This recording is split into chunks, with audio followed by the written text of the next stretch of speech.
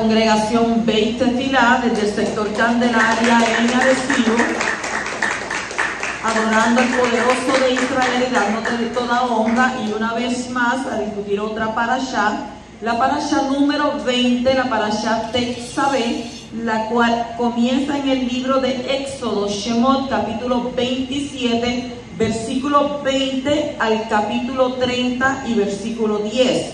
Y esta es una parashá bien interesante, donde significa, o tenemos una mejor versión que dice, mandarás o ordenarás. Es lo que significa, mandarás o ordenarás. Hacemos una introducción a ver de lo que habla estos capítulos, y nos está diciendo sobre la menorá el candelabro, donde Abba ordena que se use el aceite de oliva más refinado para encender diariamente la menorá. El candelabro de oro que estaba en el interior del santuario. También nos habla de las ropas de los Kohanim. Moshe recibe la indicación de consagrar a Aarón y a sus hijos como Kohanim, como sacerdote, vistiéndolo con ropas especiales. Y la Torah explica cómo hacer el efod del sumo Kohanim, del sumo sacerdote. El efod, que es una prenda muy elaborada que usaba el sumo Kohanim, entre un chaleco y un delantal, sobre la cual descansaba el Goshen. El efod estaba tejido con hilos de oro, azul, púrpura, carmesí, y estaba hecho de lino fino y bordado con un elaborado tejido de hilo de oro. Luego la Torah describe el Goshen, o el pectoral, que el sumo Kohanim vestía por encima del efod. Este pectoral contenía 4 filas de piedras preciosas. Cada fila contenía 3 piedras. En hebreo se llama Urim, que son luces, y en hebreo Betumim, que son perfecciones. Los artesanos grabaron los nombres de las 12 tribus de Israel en estas 12 piedras. El Goshen estaba asegurado con correa que le conectaban al efod. El tejelet, luego la Torah menciona al meir, una túnica de color tejelet en azul celeste, que estaba adornada con campanillas de oro y granada. Luego se describe el sit como una banda dorada que se usaba en la frente y en la cual estaban grabadas las palabras consagrado para Yahweh, consagrado para Elohim. Luego la Torah describe las 4 prendas que usaba el sumo Kohanim y los sacerdotes regulares, los Kohanim regulares, que eran túnicas, turbantes, fajas y pantalones. La consagración de los Kohanim, la Torah indica ahora que la ceremonia que se debe llevar a cabo para consagrar a Aarón y a sus hijos como Kohanim, Aarón y sus hijos serían llevados a la entrada del santuario, se sumergirían en una mikveh, en un baño ritual, y vestirían las ropas sacerdotales. Luego Moshe deberá ofrecer varios sacrificios inaugurales en su nombre, y esta ceremonia se repetiría en la inauguración durante el periodo de 7 días, después de la cual la consagración entonces estaría completa. También se incluye en esta sección una descripción de cómo los futuros sumos Kohanim tenían que ser consagrados en sus funciones. Habla del Korban Hatamid y el Ketoret. Yahweh instruye a los Yehudí a ofrecer 2 sacrificios diarios ininterrumpidamente, un cordero por la mañana y otro por la tarde. Y estos sacrificios deberán ser realizados en el santuario, incluso en Shabbat o Yom Kippur. Y por último, la Torah describe el Ketoret o incienso, que se oficia sobre un pequeño altar de oro puro, que se encontraba donde, en el interior del santuario, cerca de la menorá. Los Kohanim estarían a cargo de encender el Ketoret sobre este altar 2 veces por día. Mire que hoy en día no es la vida como era antes en el santuario. La vida antes en el santuario era más fuerte. Entonces entramos de lleno a nuestra parashá en el capítulo 27 y versículo 20, donde dice: y tú habrás de ordenar a los hijos de Israel que te traigan aceite puro de olivas machacada para el alumbrado, para encender la candela continuamente. El olivo es un símbolo del pueblo de Israel, como está escrito en Jeremías capítulo 11 y versículo 1. Yahweh te llamó olivo frondoso y bello con hermoso fruto. Un olivo no muere, es un árbol que no deja de dar fruto. El Midrash destaca la similitud que hay entre el olivo y el pueblo de Israel. Como el aceite de oliva es el más selecto de todos los aceites, el pueblo de Israel es la más kadosh de las naciones. El aceite es producido por medio de fuertes presiones. De la misma manera, los hijos de Israel purifican sus corazones y vuelven al poderoso cuando están ¿qué? Bajo la presión de las naciones. Todos los demás líquidos pueden mezclarse, pero el aceite no se mezcla con los demás. O sea, usted procure ser aceite. Así el pueblo de Israel es la única nación en la historia que no ha sido devorada por las naciones sin perder su identidad. Si el aceite es metido en otros líquidos, ¿qué va a pasar con él? Va a flotar a lo más alto. Y así los israelitas que cumplen la voluntad del poderoso son elevados por encima de los demás pueblos del mundo. Como el aceite sirve para iluminar el mundo, así la sabiduría a través del Beit Hamikdash, del templo sagrado, iluminará el mundo entero. El olivo se cosecha durante el invierno. En el tiempo del segundo templo se cosechaba 3 veces cada año. La primera cosecha era de las aceitunas que estaban en la punta de las ramas, que habían madurado primero. ¿Por qué? Por los rayos del sol. La segunda cosecha era de las aceitunas que estaban entre las ramas. Y la tercera cosecha era de las aceitunas que maduraban más tarde. Primero se machacaban las aceitunas en un mortero. El aceite que salía de allí fue el único apto para la menorá, para el candelabro, porque no tenía residuos. Luego prensaban las aceitunas con un madero y finalmente eran molidas con piedra de molino. El aceite que salía de estas dos últimas servía para las oblaciones de harina, pero no para la menorá. O sea, solamente el primer prensado porque era puro. La menorá no ardía las 24 horas del día. Solo se encendía una vez por día en la tarde, a la misma hora que el segundo cordero diario era sacrificado en el atrio. Y a la hora cuando murió el Mashiach ben Yosef, esa también. Entonces, el hecho de usar la expresión continuamente no significa que estuviera ardiendo todo el tiempo, porque tenía que unas especificaciones en el templo. La misma palabra se encuentra en Éxodo 29:42 y Números 28:6, donde se habla de un sacrificio diario continuamente. Continuamente es algo que continúa haciéndose, que no se detiene. Entonces, en Éxodo 25:30, la misma expresión se refiere a poner los panes delante del poderoso de una vez por semana. Cuando dice aceite puro de oliva prensado para iluminación, Rashi explica que la primera gota de aceite prensada es la más fina, y ese aceite se usaba para encender la menorá.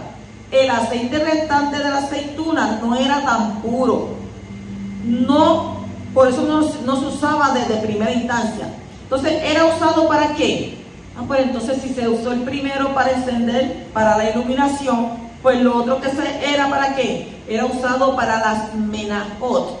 Menajot son ofrendas de alimento. Normalmente uno usa el aceite para cocinar y el más barato para quemar o iluminar. ¿Por qué en el Mishkan era al revés? La menorá es el prototipo de la espiritualidad.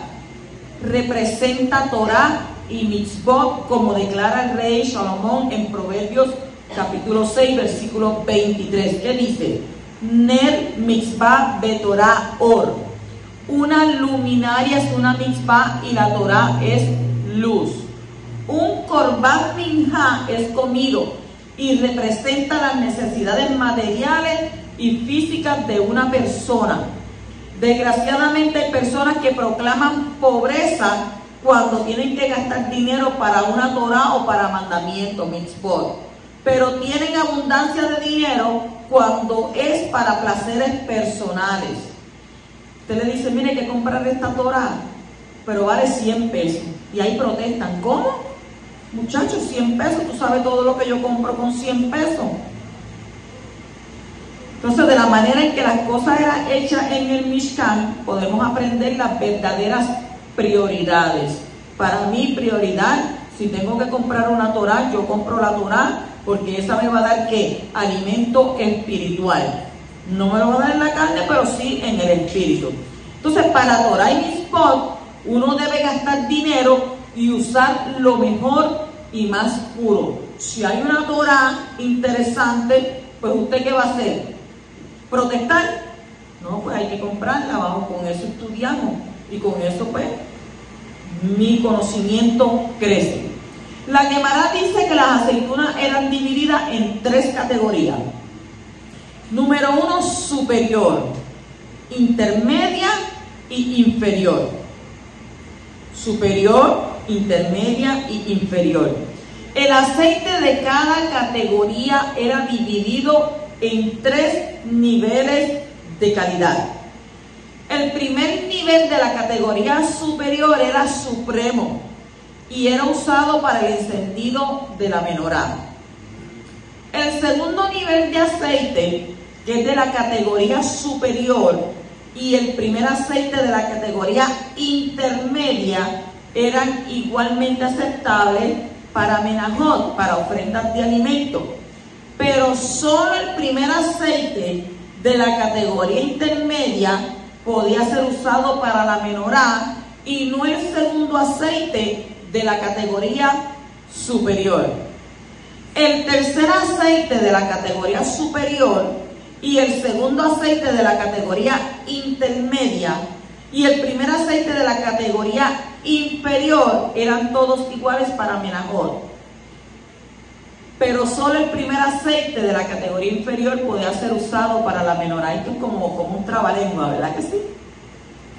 ¿Por qué? Porque el primer aceite de la categoría inferior tenía prioridad para el encendido de la menorá. ¿Por encima de qué? Por encima del segundo y tercer aceite de la categoría superior.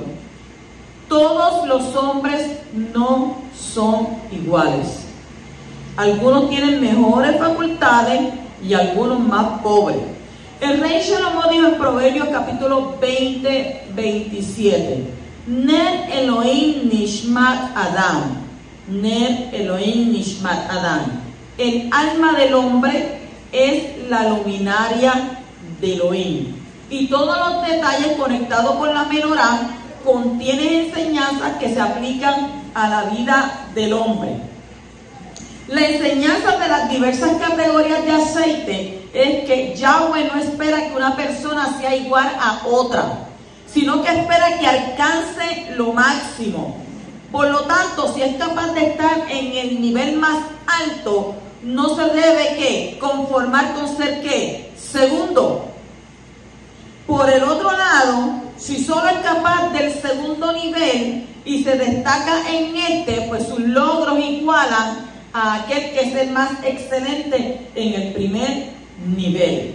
O sea que nosotros siempre tenemos que aspirar a ¿qué? A estar en ¿dónde? En el primer nivel.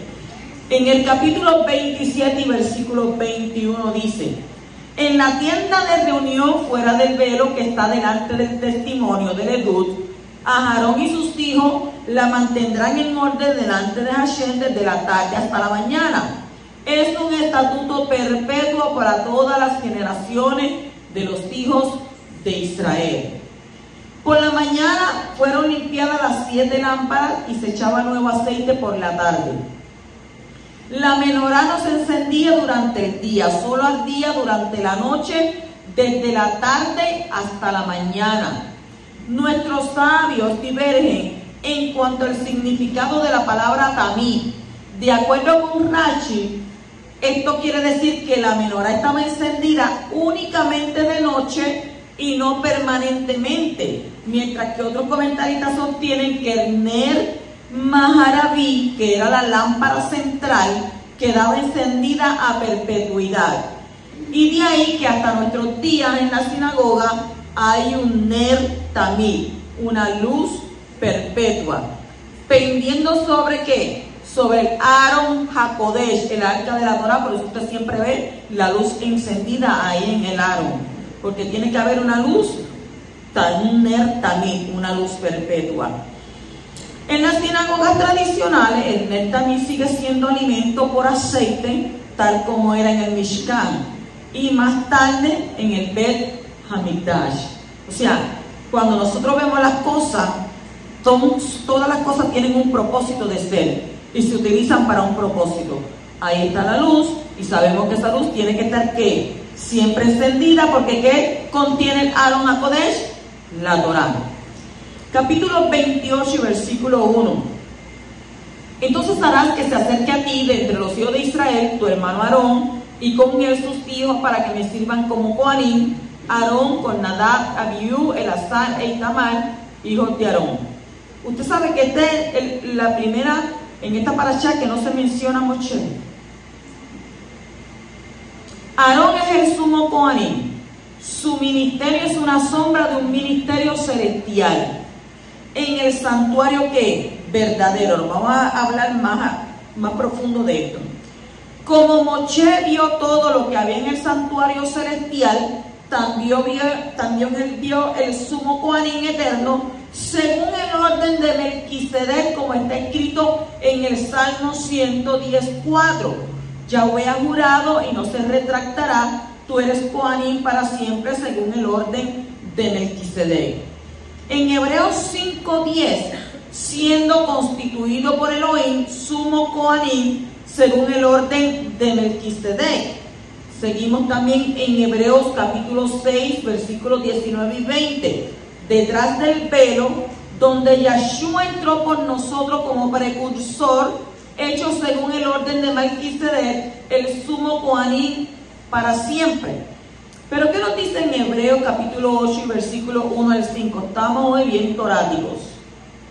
Mucha Torah. ¿Qué dice? Ahora bien, el punto principal de lo que se ha dicho es este.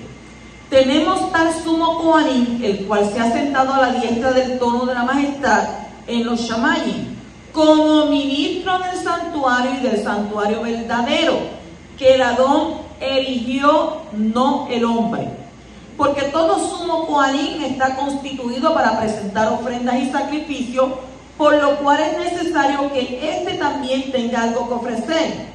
Así que si él estuviera sobre la tierra, ni siquiera sería Coanim, habiendo tantos Coanim que presentan las ofrendas según la ley, los cuales sirven a lo que es copia y sombra de las cosas celestiales, tal como Moshe fue advertido por Elohim cuando estaba a punto de elegir el santuario, pues dice él, mira, haz todas las cosas conforme al modelo que te fue mostrado en el monte. En Shemot, en Éxodo 25:40 está escrito, y mira que hagas según el diseño que te ha sido mostrado en el monte. La palabra hebrea que ha sido traducida como diseño es tabnit, que significa forma, imagen, plano, modelo, copia y estructura. Y viene de la raíz Baná, que significa edificar, construir, tener hijos, reparar y levantar. La palabra verdadero, como leímos en ese texto, tiene que ser entendida desde el punto de vista hebreo. Según el concepto griego, lo que se denomina verdadero se entiende, en primer lugar, como algo que está en contraste con lo falso, lo ficticio o lo irreal. Pero según el pensamiento hebreo, lo verdadero tiene más que ver con lo seguro, con lo estable, con lo duradero, con lo fiable y con lo eterno.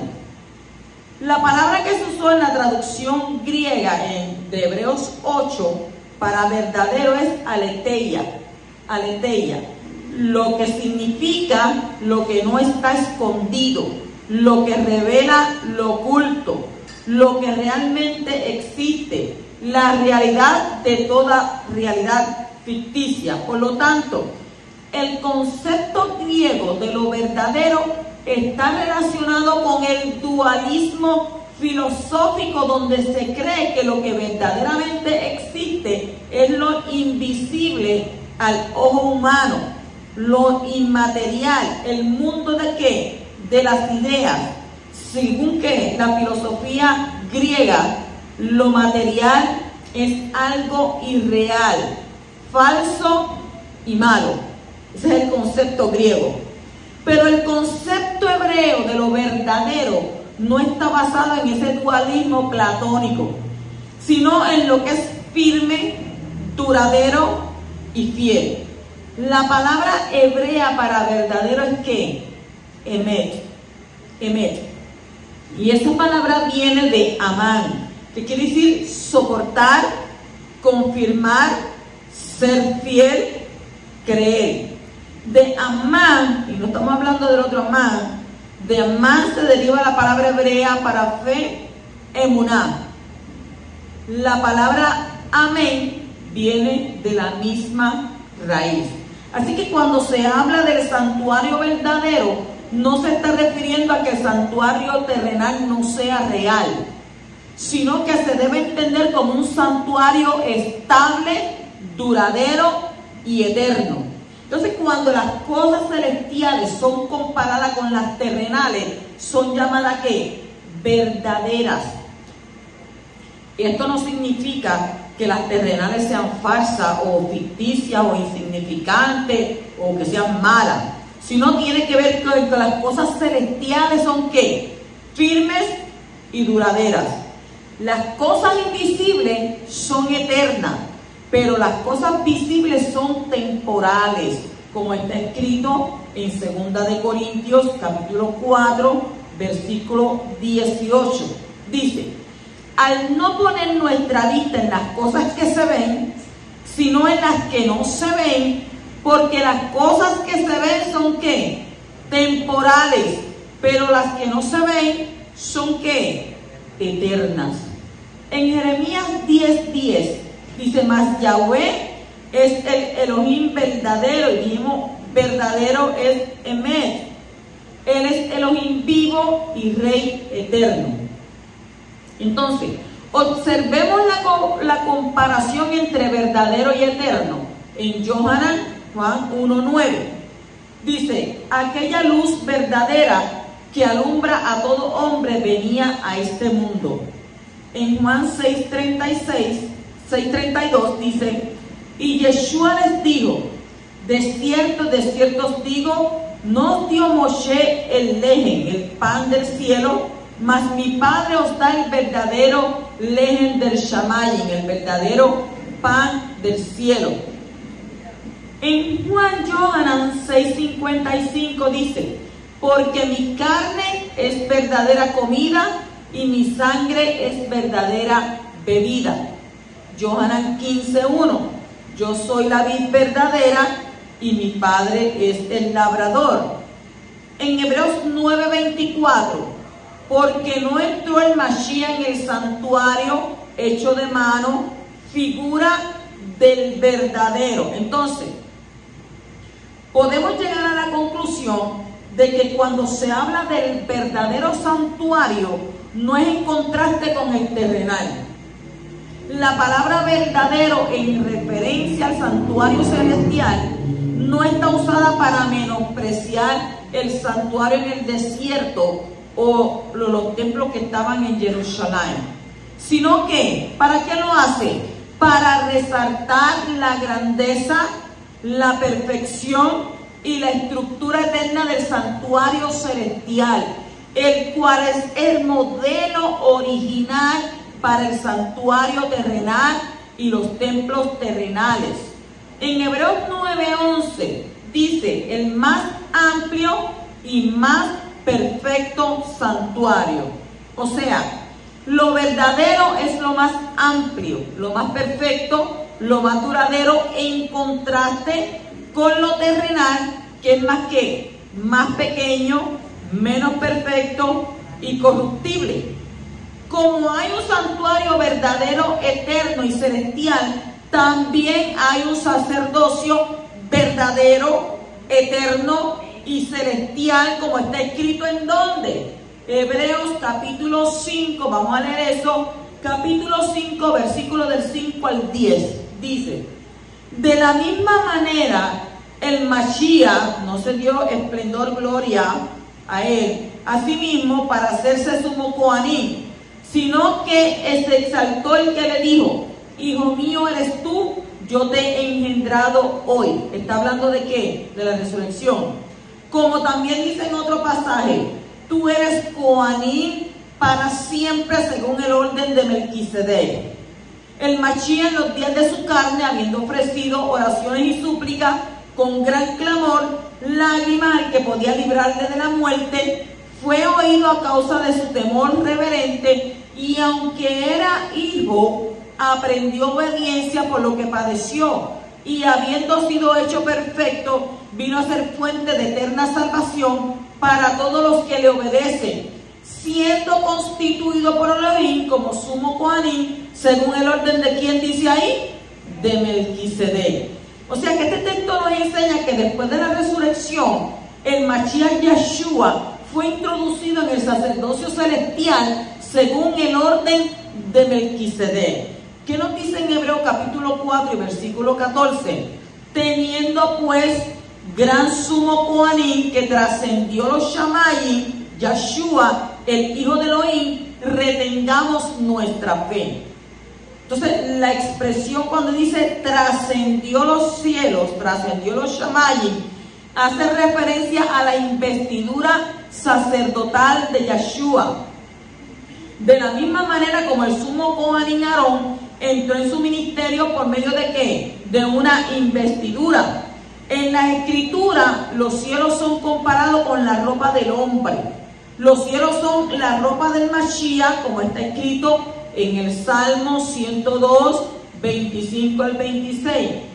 Desde la antigüedad, tú fundaste la tierra y los cielos son la obra de tus manos. Ellos perecerán, pero tú permaneces. Y todos ellos como una vestidura se desgastarán, como vestido los mudarás y serán cambiados, pero tú eres el mismo y tus años no tendrán fin. Entonces, ¿qué podemos decir? Que la consagración de Aarón fue una sombra profética de la consagración celestial futura del Mashiach. Que dice en Éxodo 28, 31 al 32, harás asimismo el manto del efod, todo de lana azul, la abertura para la cabeza estará doblada hacia adentro, alrededor de la abertura habrá un borde de labor de tejedor, como la abertura de un coselet será, no se romperá. Cuando Aarón fue vestido con el manto azul del efod, estaba haciendo un acto profético que hablaba acerca del momento cuando el Mashiach iba a trascender los Shamayim después de su resurrección. La cabeza de Aarón estaba encima del manto azul y su cuerpo debajo. De la misma manera, el Mashiach, que es la cabeza de su cuerpo, está sentado sobre los Shamayim y su cuerpo no está debajo de los Shamayim. No se romperá. Esto nos enseña que el ministerio celestial del Mashiach, según el orden de Melquisedec, no se romperá. Es eterno. El ministerio levítico está basado sobre hombres mortales, pero el ministerio según el orden de Melquisedec está basado sobre una vida indestructible, como está escrito en Hebreos capítulo 7, versículo 15 al 17. Y esto es aún más evidente si a semejanza de Melquisedec se levanta otro Coanim que ha llegado a hacerlo, no sobre la base de una ley de requisitos físicos, sino según el poder de una vida indestructible. Pues de él se da testimonio. Tú eres Coanín, sacerdote, para siempre, no para un día ni para siempre, según el orden de Melquisedec.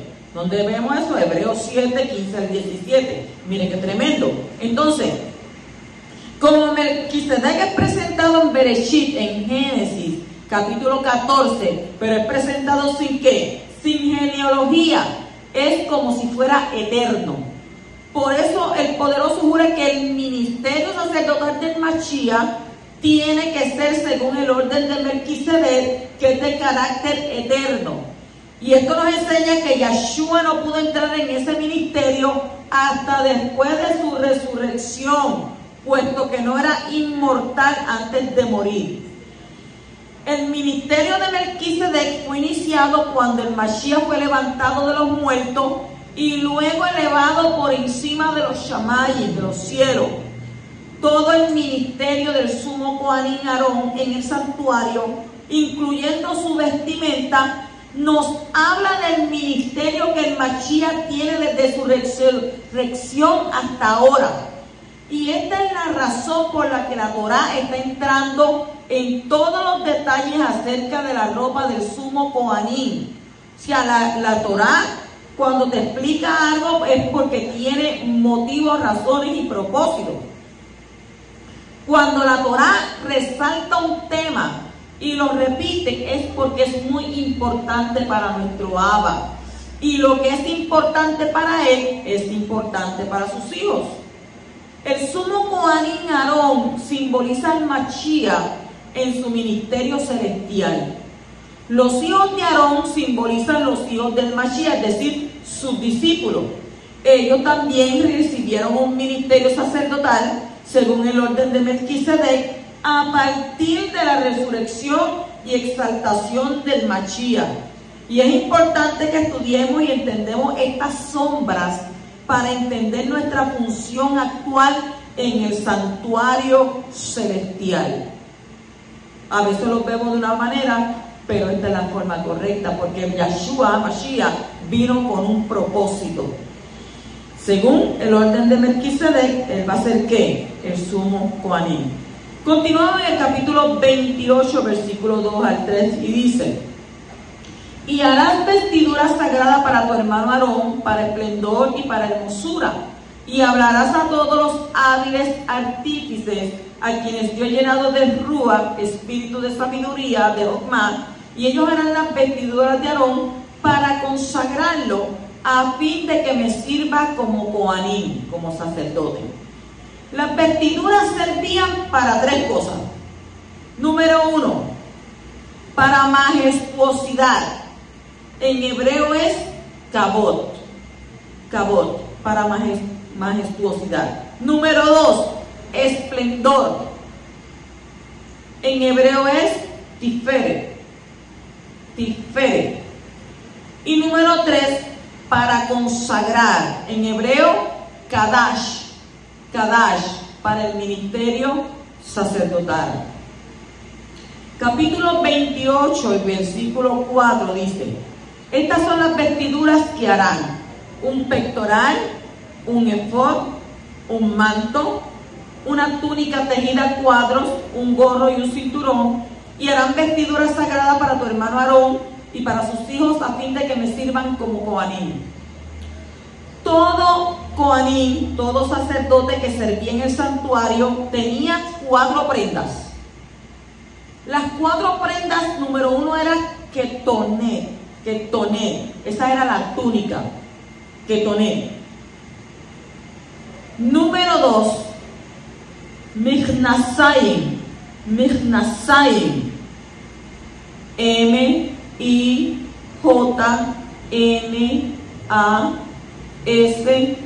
A acentuada, Yod y M, michnasayim. Eso significa los pantalones.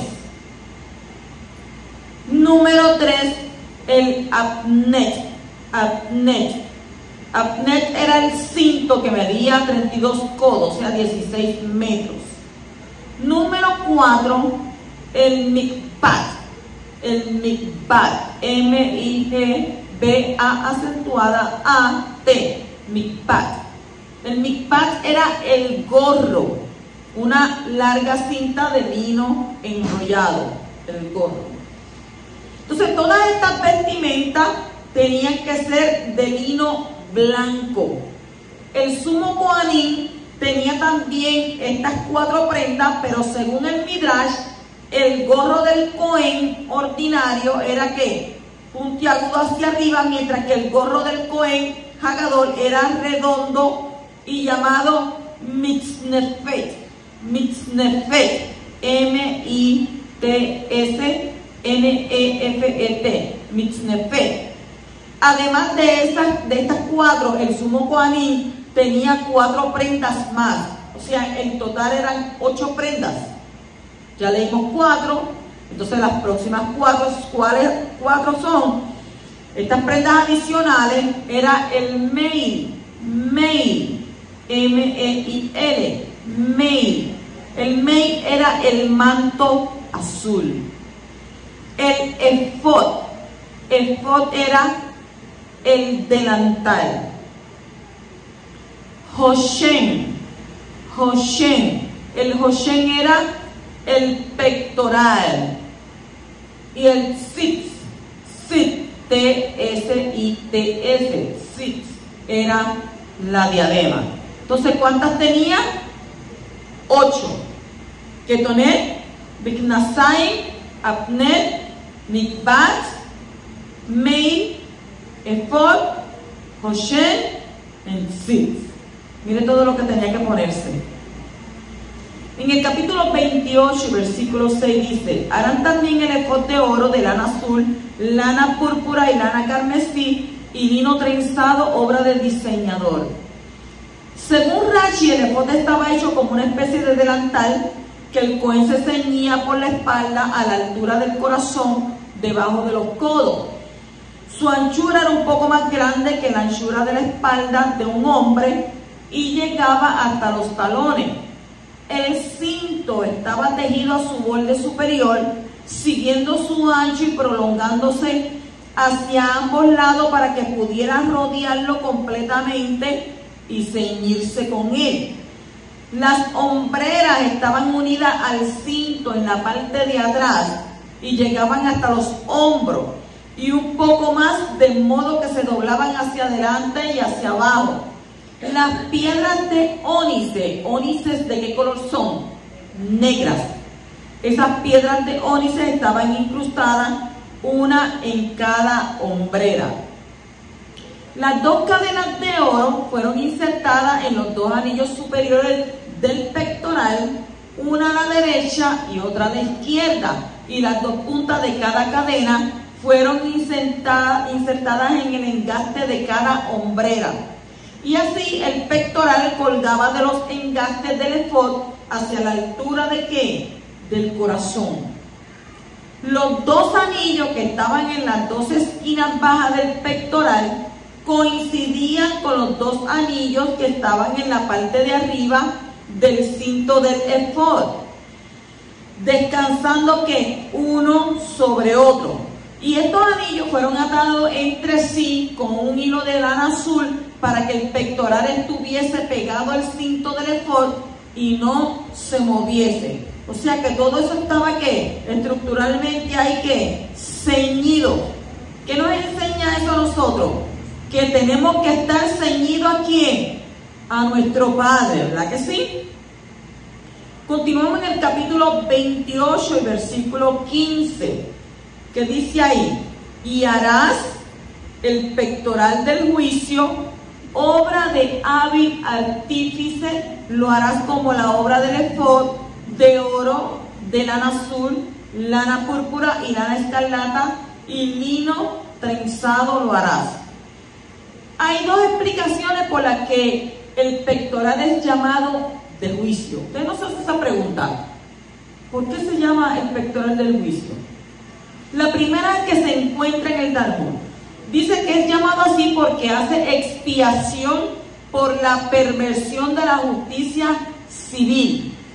Y la otra interpretación, que es presentada por Rashi, Dice que es llamado pectoral de juicio porque prueba las afirmaciones que hace por medio de ¿qué? Del Urim y Tumim. Y ahorita explicamos lo que era Urim, que eran luces, y Tumim, que era ¿qué? Perfecciones. Y sus promesas son verdaderas. Números 27, 21. Cuando había duda con respecto a qué hacer en cuanto a asuntos importantes para la nación, se acudía al sumo Coanín. Él se volteaba hacia la Shekinah. ¿Qué era la Shekinah? La presencia divina. Y el que preguntaba se colocaba detrás y hacía su pregunta. En el pectoral estaban todas las letras del alefato. Alef, Bet, Gimel, Daled, Het, Beit, y por ahí para abajo. Entonces, por esto, el Rabbi Shabtai Bar dice que las letras se alumbraban milagrosamente para formar la respuesta deseada. De este modo, el pectoral aclaraba sus afirmaciones y fue llamada pectoral de juicio. Rashi enseña que la palabra hebrea para juicio es mishpat. Mishpat, y tiene tres significados. Número 1, las palabras alegadas por los litigantes. Las palabras alegadas por los litigantes. Número 2, el veredicto, que es la sentencia. Número 3, la ejecución del castigo, capital, por azotes o monetario. Entonces, ¿qué significa mishpat? Juicio. Número 1, las palabras alegadas por los litigantes. Número 2, el veredicto, la sentencia. Y número 3, ¿qué? La ejecución del castigo capital por azotes o monetario. Según Rashi, en este caso, mishpat significa confirmar una afirmación. Confirmar una afirmación. Continuamos en el capítulo 28 y versículo 21. Dice: las piedras serán 12 según los nombres de los hijos de Israel, conforme a sus nombres serán como las grabaduras de un sello, cada uno según su nombre para las 12 tribus. Los nombres de los 12 hijos de Israel estaban en estas 12 piedras. La piedra número 11 fue un ónice, según el versículo 20. Y esa piedra corresponde a qué nombre? Al nombre Yosef. Mashiach ben Yosef, Mesías hijo de Yosef, es el nombre que se ha dado al Mashiach sufriente. La piedra de Yosef, que es ónice, también estaba sobre los hombros. Y esto nos enseña que el Mashiach, como siervo sufriente, hijo de Yosef, llevó las 12 tribus sobre sus hombros. Según el Midrash, junto con los 12 nombres de los hijos de Israel, también fueron grabadas las letras de los nombres de los 3 patriarcas, Abraham, Yitzhak y Jacob. Y luego las palabras Shiftei Yeshurun. Shiftei Yeshurun. ¿Qué significa? Las tribus de Yeshurun. El nombre Yeshurun es el nombre más sublime del pueblo. Los 3 nombres del pueblo son Jacob, Israel, Yeshurun. ¿Según qué? Devarim, Deuteronomio capítulo 32, versículo 15, capítulo 33, versículos 5 y 26, y Yeshaya, Isaías 44, 2. De esta manera había 6 letras en cada piedra, en total 72 letras, incluyendo las 22 letras del alfabeto hebreo. Y esto era necesario para que las sentencias pudieran ser construidas combinando las letras a fin de transmitir mensajes por medio de ¿qué? Del Urim y Tumim. Las letras que aparecen en esta imagen que le ponen ahí al frente no son las mismas que se graban en el pectoral del juicio, o sea, eran diferentes. Quizás usted dirá, porque como uno como persona quisiera ver, pero ¿cuántos siglos hacen de eso? ¿Cuántos años han pasado? Y quizás nosotros, pues, a través de lo que dice la Torah, nos podemos hacer una idea. Pero acuérdese que no todo lo que se supone que en ese tiempo se hizo está ahí en la Torah. Hay muchísimos detalles. Es lo mismo cuando se habla de Yeshua en el Brit Hadasha, que dice que si fuéramos a hablar sobre Mashiach, de todas las cosas que él hizo, no habrían libros, tantos libros de escribir. Es así, miren todo lo que se escribe. Pues así mismo, en ese tiempo, usted sabe que no tenemos todos los detalles, pero si hubiésemos tenido los detalles, no serían los templos como hoy en día, porque aquello era algo diferente, era algo bien construido, era una liturgia diferente, era Kadosh. ¿Y sabe cuál es la diferencia de aquel tiempo a este? Que nadie podía entrar al Mishkan si no hacía primero ¿qué? Arrepentimiento. Porque entonces ¿cómo quedarían? Muertos. A la primera, ya, es más, ni a los Kohanim, ni a los sumos Kohanim que entraran a la presencia, a la Shejina vivían. Porque el uso de las granadas era ¿para qué? Para que sonaran a ver si estaban vivos o muertos. A la presencia de Yahweh tiembla la tierra. Capítulo 28, versículo 38 dice: y estará sobre la frente de Aarón, y Aarón cargará la iniquidad de las cosas sagradas que los hijos de Israel consagren todas sus ofrendas Kadosh, y la lámina estará siempre sobre su frente para que sean aceptadas delante de Yahweh. El Talmud cuenta que había un espacio entre el gorro y la lámina donde se colocaba el tefilín de la cabeza. Y esta lámina de oro fue puesta para expiar por los sacrificios que no fueron hechos de manera perfecta. Y esto concuerda con Primera de Pedro, Primera de Kefas, capítulo 2, versículo 5, donde está escrito: también vosotros, como piedras vivas, ser edificados como casa espiritual para un sacerdocio Kadosh, para ofrecer sacrificios espirituales aceptables a Yahweh por medio de Yeshua HaMashiach. O sea que por medio de Yeshua, nuestros sacrificios espirituales son ¿qué? Aceptados ante el Padre. En el capítulo 29 y versículo 35 dice: así harás pues a Aarón y a sus hijos conforme a todo lo que te he mandado, por 7 días los consagrarás. Los mismos sacrificios fueron presentados durante ¿qué? Durante 7 días. Y ese fue el tiempo que hacía falta para iniciar el ministerio sacerdotal levítico. Capítulo 29 y versículo 38. Esto es lo que ofrecerás sobre el altar: 2 ovejas en su primer año, cada día continuamente. Según Rashi, los corderos no podían tener 1 año de edad, sino que tenían que ser sacrificados ¿durante qué?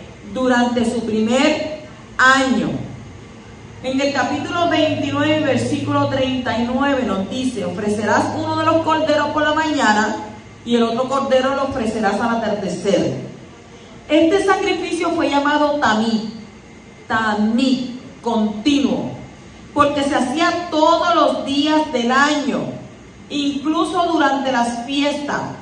En el libro de Yehezkel, en el libro de Ezequiel, donde habla del tiempo del reino mesiánico, cuando el templo será que restaurado, se puede encontrar todos los sacrificios establecidos en la Torá de Moshe, menos el de la tarde. Es probable que sea omitido porque en esa hora murió Yeshua. Te lo busca en Ezequiel, capítulo 46, versículo 13 al 15. En el capítulo 30 y versículo 8 dice: y cuando Aarón prepare las lámparas al atardecer, quemará incienso. Habrá incienso perpetuo delante de Yahweh por todas vuestras generaciones. O sea, la oración en el Espíritu está simbolizada por el sacrificio en el altar de bronce, Y la oración con el entendimiento está simbolizada por la quema del incienso en el altar de oro cada mañana y cada tarde. Y esto nos enseña la importancia de orar cada mañana, cada tarde en el Espíritu y con el entendimiento en el ministerio sacerdotal mesiánico que tenemos. Mucha gente se levanta por la mañana, estoy tarde, y se olvidan de qué, de presentarse y darle honra al Padre Celestial por haberle permitido vivir un día más. Entonces, tenemos un libro. ¿El libro de qué? De oraciones. ¿Cuál es ese? El libro del Sidur. ¿Ha sido hecho con qué?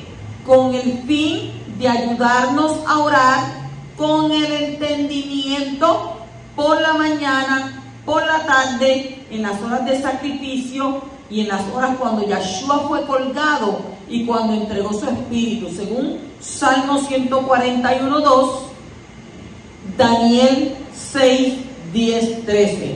Y también en los salmos dice: mañana, mediodía y tarde oraré a ti y tú oirás mi voz.